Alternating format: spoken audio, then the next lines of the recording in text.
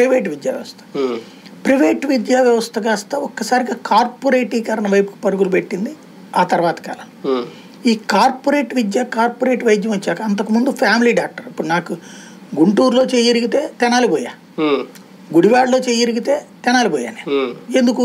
ఒక family doctor concept తెలిసిన doctor గారు, ఇంతే తప్పించి ఓ పెద్ద హాస్పిటల్కి వెళ్ళాలి ఈ కాన్సెప్ట్ లేదు అప్పుడు. అట్లాగే స్కూల్ అంటే ఆ దగ్గరలో ఉన్నటువంటి స్కూలు, ఇంతే రూట్. అట్లా కాకుండా దూరంలో ఉన్న బస్సు వేసుకుని పోవాలా, లేకపోతే పెద్ద ఆటో ఈ పెట్టి మాట్లాడుకుని పోవాలా, కార్లు వేసుకుని పోవాలా. ఈ సిస్టమ్ ఆఫ్ ఎడ్యుకేషన్ రాగానే డిస్పారిటీ ప్రారంభమైంది. నా స్కూల్లో నా టీచర్ల పిల్లలు చదివారు, అక్కడ ఉన్న ఎస్ఐల పిల్లలు చదివారు, సిఏల పిల్లలు చదివారు, అందరూ అందులోనే చదివారు.